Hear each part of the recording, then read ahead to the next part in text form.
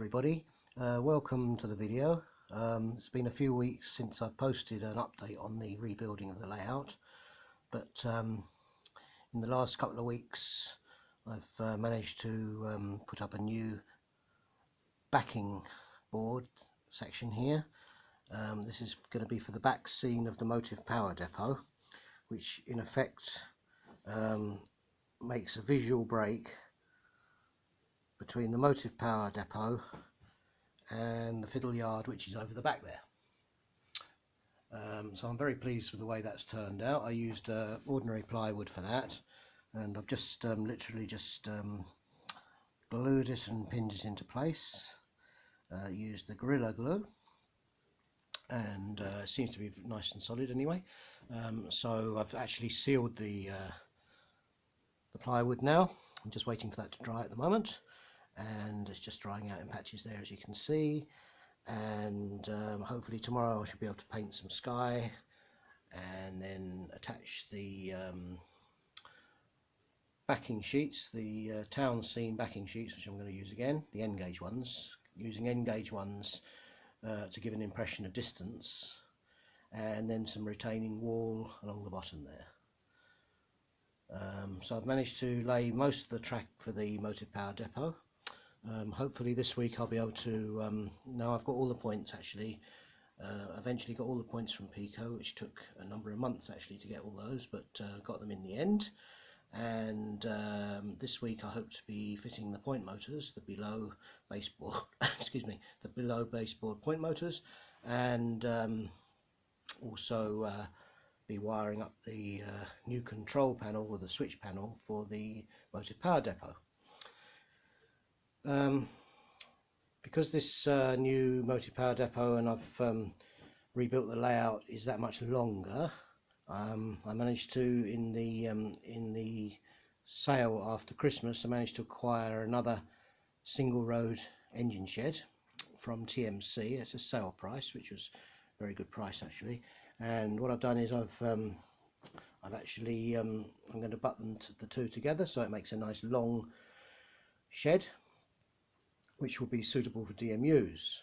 And when I actually tried to butt the two resin sheds together, I found that there was quite a considerable gap between the two, so I didn't really want to get a file to them to get them up close. It's just the way that the resin moulds were made. There was about 3 or 4 millimeter gap between the two sheds, which kind of looked a bit bad. So what I did, I got some of this, I don't know if any other fellow modelers have used this before, but it's a product called Redutex, which is actually a Spanish made product, and you get a sheet of this stuff. It's quite expensive actually, it's about £9 something a sheet, but this particular one I used, I only wanted a little bit, but I thought it'd be worth it because it's actually textured corrugated sheet, weathered, which is already weathered. £9.47 just for one sheet, so it's considerably more than the normal kind of brick papers or anything like that. But nevertheless, it's given it a nice texture, and I've managed to conceal the gap between the two motive power depots with this corrugate. I haven't actually fixed it down yet, so I've literally just tacked it into position, so I think it's going to be pretty good. So I'm kind of pleased with that. You'll notice a big gap in the back scene, well, not the back scene but the backing board there. That's to allow access to the fiddle yard, but from normal viewing distances, which is or normal viewing position should I say, which is the sitting down position like this, you won't actually be able to see that that gap. So quite pleased with that. The partition is 7 inches high, which allows plenty of room to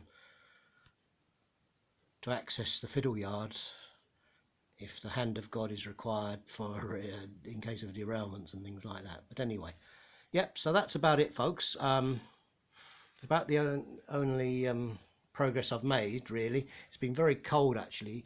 My particular layout room, although it's in the house, it's actually located above a garage, so it is pretty cold, and I've only got an electric heater here, so I haven't been up here too much. So anyway,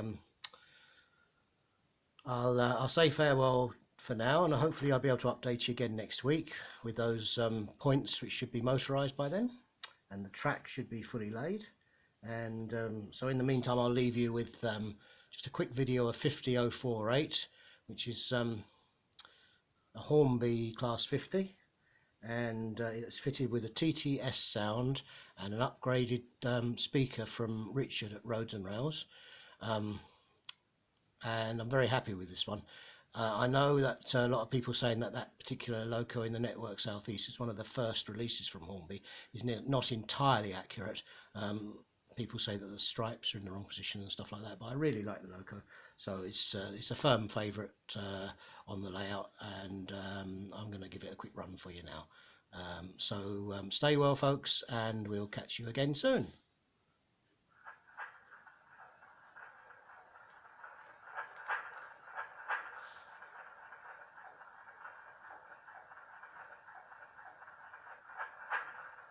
I told you it was very cold in this room. Having a bit of trouble starting. There she goes.